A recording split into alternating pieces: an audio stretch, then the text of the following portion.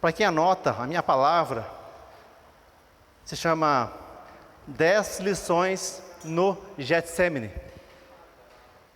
Pedi para você abrir tua palavra lá em Marcos, capítulo 14, versículo 32. Vamos ler o 32 até o 42. Marcos 14, versículo 32.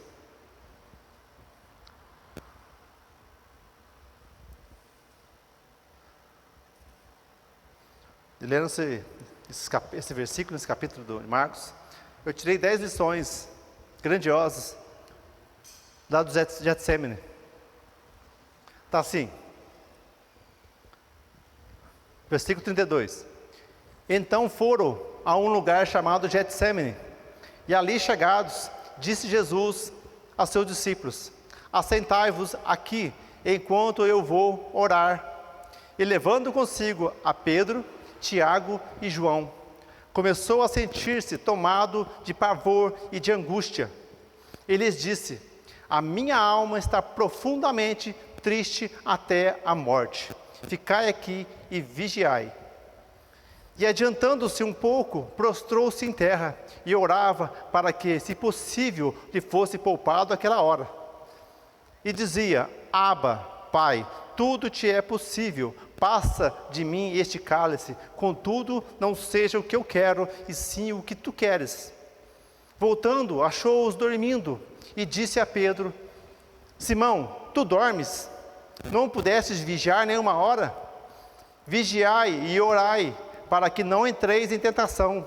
O espírito da verdade está pronto, mas a carne é fraca. Retirando-se de novo, orou repetindo as mesmas palavras. Voltando, achou-os outra vez dormindo, porque os seus olhos estavam pesados, e não sabiam o que lhe responder. E veio pela terceira vez, e disse-lhes: ainda dormes e repousais? Basta, chegou a hora, o Filho do Homem está sendo entregue nas mãos dos pecadores.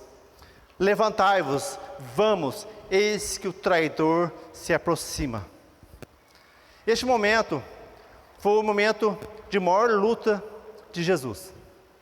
Momento crucial. Momento de batalha. Ali estava a poucas horas da crucificação de Jesus.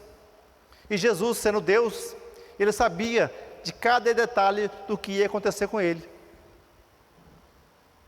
E ali foi uma batalha tão grande, mas tão grande, que Jesus suou sangue.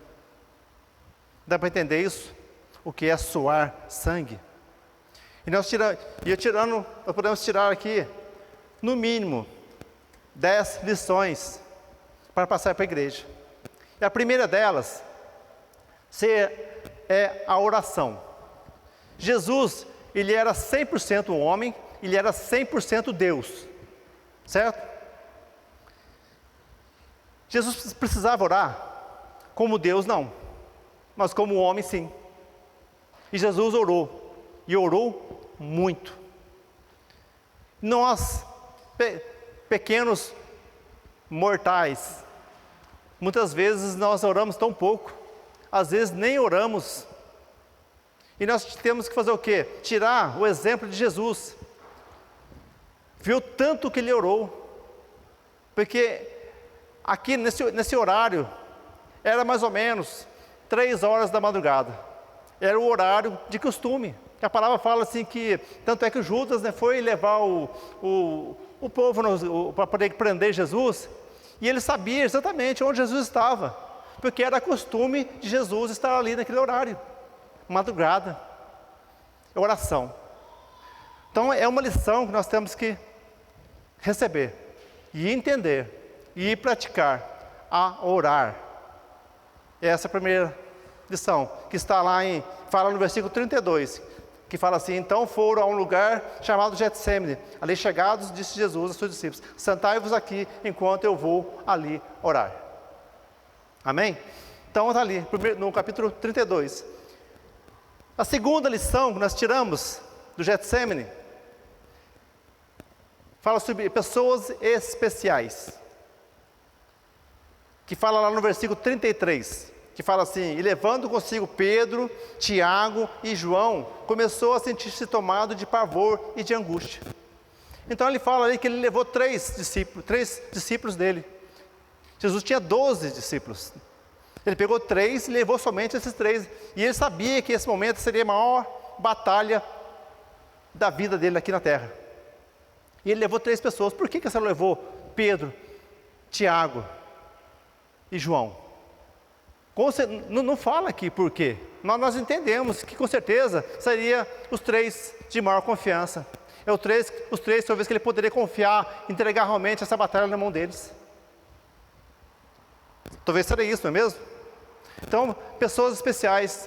Quando nós colocamos no grupo, né? Ore por mim, ou ore por tal pessoa. Nós confiamos na igreja. Às vezes o pastor pede, né? Ora aí para a situação. Ele confia, tem uns 12 do pastor, os 12 de maior confiança. Os 12, mas não é 12, né? Mais que 12, ou até menos que 12, mas pessoas especiais, pessoas que estão na batalha junto com o pastor. Então, nesses 12, Jesus tinha os 3. E tanto é que esses 3, né, ele deu uma missão especial, que um foi Pedro, né, que ele recebeu uma missão muito grande pela igreja, né? João, que deu uma missão para ele para chegar até a escrever o Apocalipse, na velhice. E Tiago, que foi o primeiro mártir dos apóstolos. Não o primeiro mártir, né? O primeiro foi Estevão, o diácono Estevão. Mas dos apóstolos foi o primeiro mártir, Tiago. Então, pessoas especiais. Terceira lição é o vigiar, que nós tiramos lá do versículo 34. Vigiar. Está assim no versículo 34. E lhes disse: a minha alma está profundamente triste até a morte. Ficai aqui e vigiai. Jesus passou a missão para aqueles 3. Fiquem aqui, neste lugar, que eu vou ali orar. Que a minha alma está profundamente triste. Jesus estava em angústia naquele momento. Angustiado. Ele precisava de apoio espiritual. Jesus como homem, como Deus não, mas como homem, ele precisava naquele momento. E se aqueles 3 foi os 3 que ele mais podia confiar, eles vão ver daqui a pouquinho que realmente os 3 realmente não atendeu o que Jesus precisava. Mas ele deu uma missão: vigiar. E nós, quando nós estamos na batalha, eu não sei a batalha que você está passando por hoje, mas cada um de vocês está passando, ou já passou, ou vai passar por uma batalha espiritual. E neste momento, é o momento que mais devemos vigiar. O vigiar é o tempo todo. Que a palavra diz que vigiai e orai. Pois não sabemos o dia nem a hora. Mas o momento de luta, era o momento que nós devemos vigiar e clamar para que outras pessoas venham vigiar também junto conosco. Nós podemos estar sozinhos nessa batalha. Se estamos numa batalha, você vai sozinho para essa guerra? Você não vai sozinho para essa guerra. E Jesus ficou sozinho nessa guerra. Embora tinha 12 discípulos, ele ficou sozinho. Mas nós temos que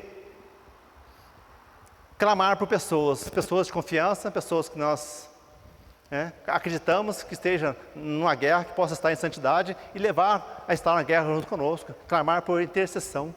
Amém? Então, terceira é o vigiar. A quarta lição que nós tiramos aqui do Getsemane é aceitar a vontade de Deus, mesmo que o cálice seja amargo. É difícil essa, não é mesmo? Está lá no versículo 36. Está assim no versículo 36. E dizia: Abba, Pai, tudo é-te possível. Passa de mim este cálice. Contudo, não seja o que eu quero, mas sim o que tu queres. Então, no momento desse, de batalha, de luta, nós temos que fazer o quê? Buscar a vontade do Pai. Devemos orar, buscar, fazer o que tem que ser feito. Mas nas nossas orações, nós temos que buscar: Deus, não seja o que eu quero, mas sim o que tu queres.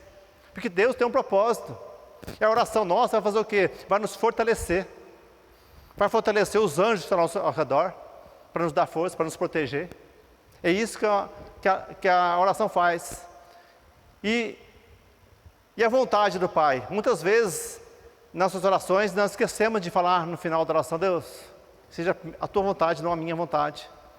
E muitas vezes, nós estamos tão em desespero, que nós achamos que nós temos uma solução. E nós já apresentamos para Deus a solução. Mas não, Deus é que sabe a melhor forma de resolver aquela situação. E muitas vezes Deus ele tem um propósito ali, talvez você não vai conseguir entender. Não agora, mas lá na frente você vai entender.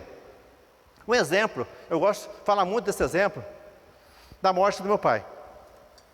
Porque eu orei tanto para meu pai, para a salvação dele, mas eu orei muito mais pela cura dele. Só que no meio dessa minha oração, pela cura do meu pai, que ele fosse curado, eu falava para Deus que seja a vontade dele, não a minha. Mas eu insistia na cura dele. Mas, graças a Deus, nas minhas orações tinha lá, que seja feita a tua vontade, não a minha vontade. Quando ele faleceu, eu recebi a notícia da morte dele, foi uma batalha muito grande para mim, para ele entender por quê. Por que ele faleceu, eu acreditando que ele ia ser curado. Mas Deus falou para mim assim: eu não tenho a cura para o seu pai.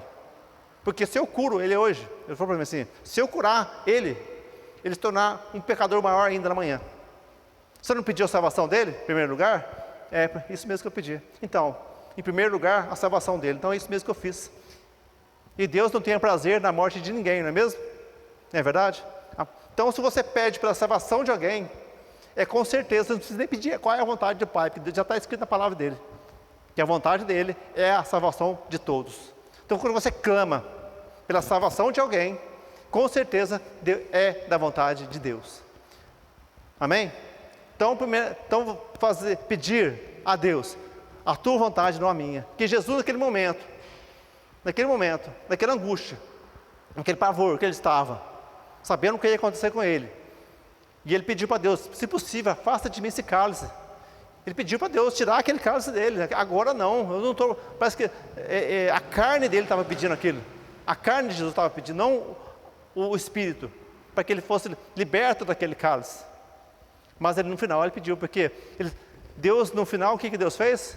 Deus não deu todo o poder a ele. Jesus recebeu todo o poder para aquela atitude. Então, nós temos que entender: quanto maior a batalha que nós passamos, quanto maior a luta, maior é a vitória, maior é a recompensa. Não é isso mesmo que acontece? Se for ver na palavra, quanto maior a batalha que eles tinham na palavra, maior era a vitória, maior era a conquista que eles tinham, de terras, de bens, de tudo, todas as áreas. Então temos que entender, e entender que aquela batalha que você está passando, né, vai ter uma recompensa, e você luta ela, e fala: Deus, me ajuda aqui, me dá forças para isso.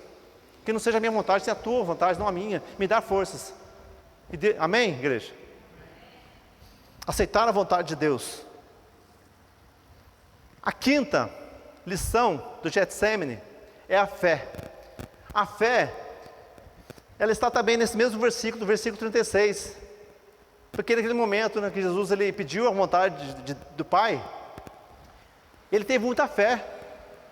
Ele teve fé, realmente. Para Jesus é mais fácil, parece que é mais fácil, não é mesmo? Porque ele era 100% Deus, era mais fácil.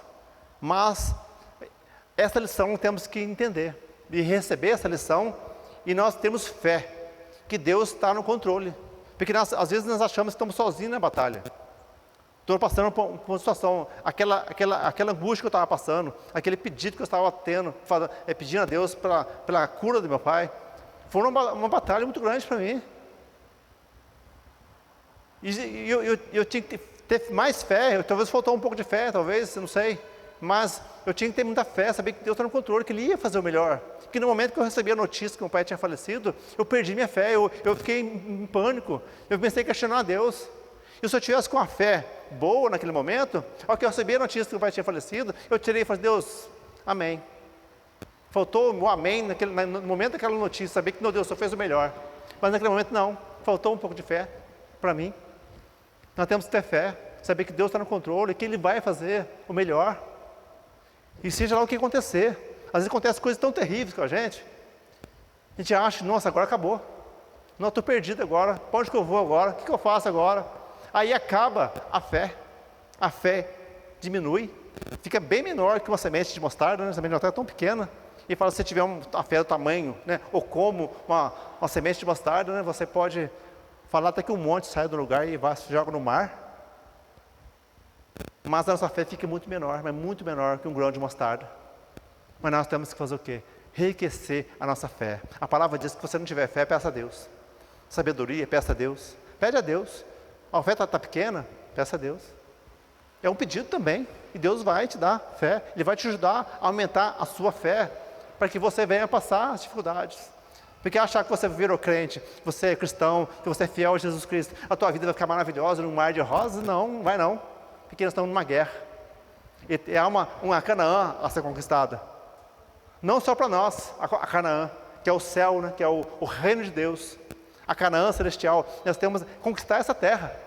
E nós temos até o último dia, até o último nosso suspiro nessa terra, nós temos que estar aqui para conquistar essa terra.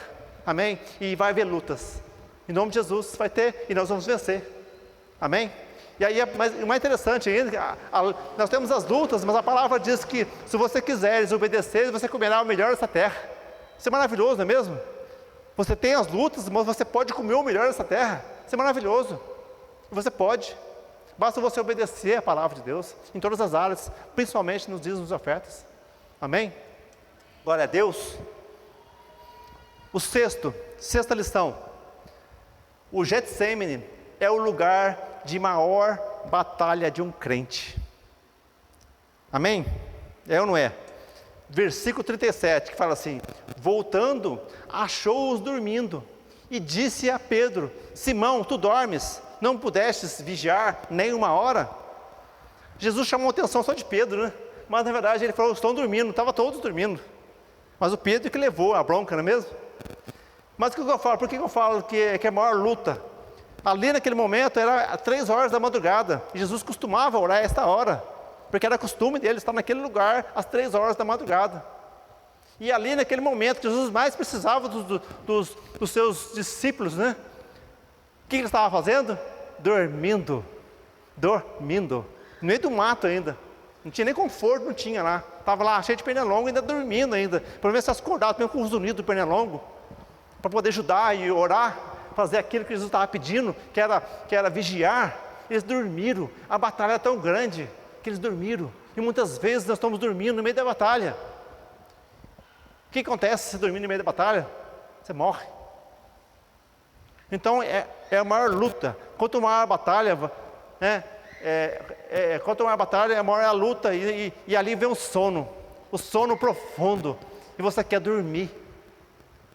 Eu tenho meu despertador, ele desperta todas as noites às 3 horas, todas as noites, mas confesso para você que tem dia, noite que eu não consigo. Eu não consigo. Tem noite que eu desperto, eu paro ele, eu fico dormindo mesmo. Ele dormindo, não, deitado, eu começo a orar, mas não dou 3 minutos, ou 2 minutos, eu já apaguei de novo. Eu tenho que levantar e orar, e ajoelhar. Mas não. Ontem, eu fui para São Paulo ontem, e eu dormi 3 horas só. Eu fui no sono para São Paulo, voltei no sono. Eu tinha que voltar dando tapa na minha cara, para mim não dormir no volante. E chegou ontem, eu falei, hoje eu preciso orar, vou pregar, eu preciso acordar de madrugada. Despertou e eu não consegui levantar, porque eu estava com muito sono. Você vê a batalha, como é que precisava levantar para orar, eu não consegui. Porque esta noite, eu estava com muito sono. É a batalha. Amém? Então sabemos que Getsemane é o lugar da nossa maior batalha, que é, né, nós como crente. Amém? A 7ª lição que nós tiramos do Getsemane é a luta da carne e o espírito. No versículo 38 está assim: vigiai e orai, para que não entreis em tentação. O espírito, na verdade, está pronto, mas a carne é fraca. Olha o que Jesus falou, que o espírito dele estava pronto, mas a carne é fraca. Está vendo? A luta que ele estava tendo, Jesus também estava tendo a luta, ele estava em grande luta ali naquele momento. Sabia que o espírito dele estava fortíssimo, preparado para passar por aquilo que ele sabia que ele tinha que passar, que é pela morte. E o tipo de morte que ele ia passar ainda. Só que a carne dele estava gritando. A carne de Jesus estava gritando: não passa por isso, eu não quero. Eu quero continuar vivendo, eu quero continuar aqui. Eu quero ter uma morte mais simples, eu quero ter uma morte mais tranquila. É isso que a carne queria. Imaginar que Jesus sabia o que ele ia passar naquele momento. Não há comparação. Você podia comparar assim, com uma pessoa, com um criminoso que vai para a cadeira elétrica. Aqui no Brasil não tem, mas nos Estados Unidos tem. Mas não, hoje não é mais cadeira elétrica, né? Hoje que eles usam lá um antídoto, né? Que eles aplicam na veia da pessoa, a pessoa nem vê a morte. Ficou bom assim, né?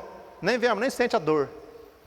Não pode nem comparar, porque essa morte, cadeira elétrica, ela leva segundos, ou no máximo 1 minuto, para morrer. E Jesus, ele sabia que ele ia passar 3 horas pendurado no madeiro. Você imaginou ficar 3 horas pendurado numa cruz, pregado com pregos, com os braços abertos, pregado o pé. E antes disso, o sofrimento que ele passou de ter sido chicoteado. A palavra lá em Isaías fala que Jesus, né, o corpo de Jesus, poderia ser até contado os seus ossos, de tão magro que ele ficou, tão sangue que ele derramou, a forma que ele estava irreconhecível, pregado naquela cruz. Imagina o sofrimento que Jesus passou, e ele sabia de cada detalhe que ele ia passar lá. E o pior de tudo é saber que ele era um inocente, e ali ele estava carregando todos os nossos pecados. O maior sofrimento de Jesus foi essa parte, dele carregar todos os nossos pecados ali, sendo um homem perfeito. Foi a luta ou não foi? Da carne e do Espírito. Mas ali naquele momento, o Espírito venceu. E aí, você, na sua luta aí, nas lutas que você tem passado do dia a dia, a carne tem vencido o Espírito ou o Espírito tem vencido a carne? Que muitas vezes a carne tem vencido. Porque quando você cede ao pecado, ou quando você fala não para Deus, quando você tem uma luta para passar e você não vai, não, eu não vou, eu não quero passar essa luta, eu vou ficar no conforto. E aí, como que você tem feito? Você tem passado por uma luta, passe por ela. Que seja feita, e fala assim, Deus, a tua vontade, não a minha vontade. Porque lá na frente vai vir a recompensa. Deus vai te dar a vitória, e vai te dar uma recompensa ainda, maravilhosa. E se possível, que Ele não te dê recompensa aqui na terra não, que Ele te dê lá no reino. O galardão, tem um galardão lá para nós, lá no reino de Deus. E quanto maior o galardão, quanto menos você receber aqui, mais você recebe lá na glória. Amém, igreja? Fortalece esse espírito aí para ganhar, vencer a carne. Amém? 7ª lição do Getsemane é a persistência. Que está lá em versículo 39, está assim: retirando-se de novo, orou, repetindo as mesmas palavras. Só vê que está na ordem aqui, né? Da leitura aqui de Marcos 14, 32.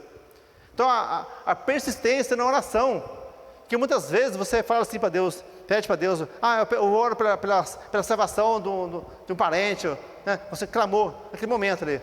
Daí 10 anos depois, aí aquele parente não converteu ainda, né? Mas você tem orado por ele? Não, eu orei lá 10 anos atrás. Mas não é assim que funcionam as coisas. A palavra é bem clara sobre isso. Você tem que insistir. Lá em Mateus fala muito sobre isso nas orações lá. Insistir na oração, você tem que clamar pelo mesmo objetivo, até que você consiga ele. Depois que conseguiu, você vai orar mais ainda. Depois vai ter outras lutas, né? Você vai ser uma, vai ter outras. E muitas vezes eu estou em várias lutas, né? Não é mesmo? Então a persistência da oração é o vigiar. Quando você vigia, você está persistindo na oração, orando. Você precisa orar a todo momento, mas muitas vezes não dá, às vezes, né? Mas você tiver um momento, está dirigindo, está dirigindo, vai orando. Está cozinhando, vai orando, vai varrer a casa, vai orando. Aí tira aquele momento, você botar o joelho no chão, e aquele momento do joelho no chão, aí é outra oração, aí é a oração. Amém? Então, persistir na oração. Glória a Deus. 9ª lição do Getsemane. Essa lição aqui, negligência. Está lá no versículo 41. Está assim, e veio pela 3ª vez, e disse-lhes, ainda dormes e repousais? Basta, chegou a hora, o Filho do Homem está sendo entregue nas mãos dos pecadores. Jesus ficou bravo nesse momento, ficou bravo, porque ele levou os 3 melhores dele, Pedro, Tiago e João. Se tivesse levado os outros, então, pior ainda, né? Não é mesmo? E naquele momento ele não pôde contar com aqueles 3, porque ele foi pela 3ª vez e eles estavam dormindo novamente. Você imagina a batalha que eles passaram naquele momento? E Jesus ficou sozinho nesta batalha. Sozinho. E quem somos nós para ficar sozinho na batalha? Coitado de nós. Nós temos que estar junto. Nós temos que estar rodeado de pessoas especiais que estejam cumprindo nossa oração. É um orando pelo outro. É um orando pelo um, se apoiando no outro. É sendo igreja. Porque a igreja protege. Um exemplo, quando eu me converti, levei um ano para tomar certas decisões na minha vida, para que eu viesse sair realmente do mundo. Mas um ano na igreja. Um ano imundo. Eu era um cara imundo, porque um pé na igreja e um pé no mundo.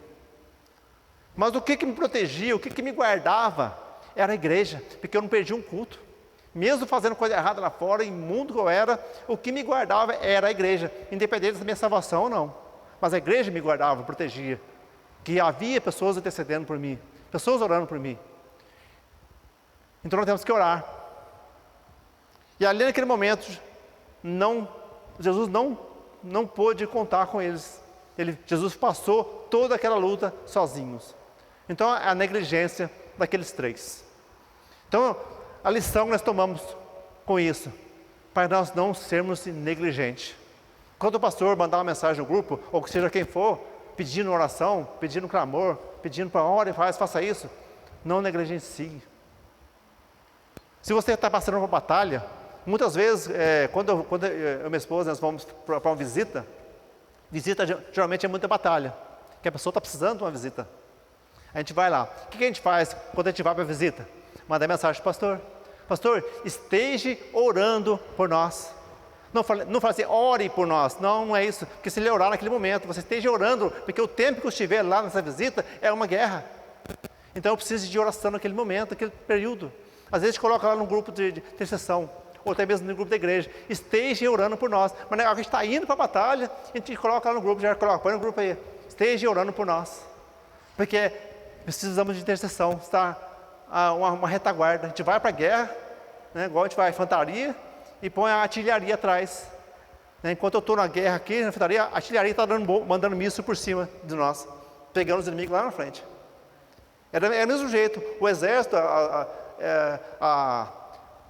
as forças armadas é a mesma coisa do mundo espiritual, não tem diferença nenhuma, é infantaria e artilharia. Amém? Então, intercessão. Então, não vamos ser negligentes. Amém, igreja? Essa lição é maravilhosa, amém? Agora tem a 10ª. A 10ª é uma pergunta. Uma pergunta. Eu vou te perguntar.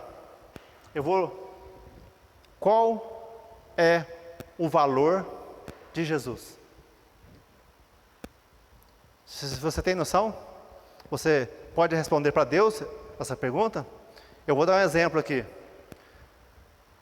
Vamos ler lá o versículo 42. Levantai-vos, vamos, eis que o traidor se aproxima. Então Jesus naquele momento ele finalizou aquela guerra ali. E falou assim, levanta, vamos embora, o traidor se aproxima. E naquele momento chegou o traidor, Judas. E para Judas, Jesus valeu 30 moedas de prata. Ele traiu Jesus por 30 moedas de prata. É o que valia para Judas. Agora tem uma outra história, lá de Maria. Eu não tenho certeza se é Maria Madalena. Maria, ela tinha um frasco de alabastro, né? Um frasco de alabastro. Esse frasco, ele valia 300 moedas de prata. Uma moeda de prata equivale um dia de trabalho. Por hoje, com um dia de trabalho vale R$100. Valia quanto? 30 mil reais esse frasco de perfume raríssimo, valioso.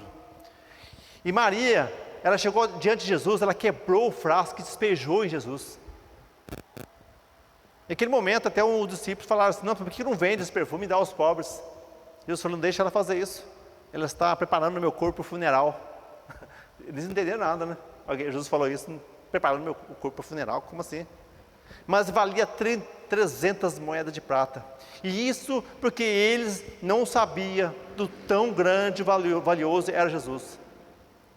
E hoje, depois de você saber que Jesus pagou um alto preço por você naquela cruz, que Ele derramou todo o seu sangue naquela cruz por amor a nós, saber que Jesus é Deus, que é o único que está vivo, que só Ele pagou o preço para essa salvação, que nós somos totalmente dependentes dEle.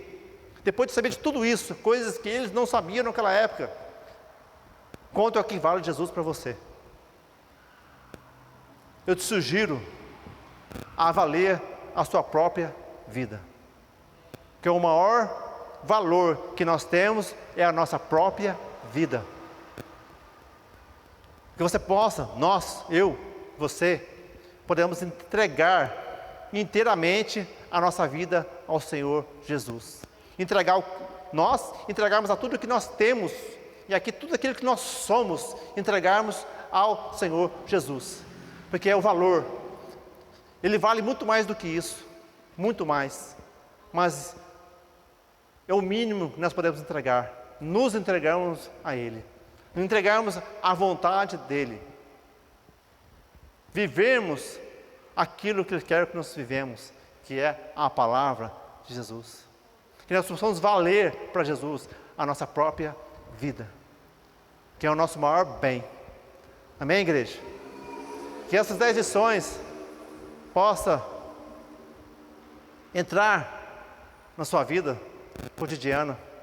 Você possa entender realmente essas lições e realmente entender o quão valioso é o Senhor Jesus. Entender o preço que Ele pagou naquela cruz. Preço de sangue. Ele sendo Deus, desceu a sua glória,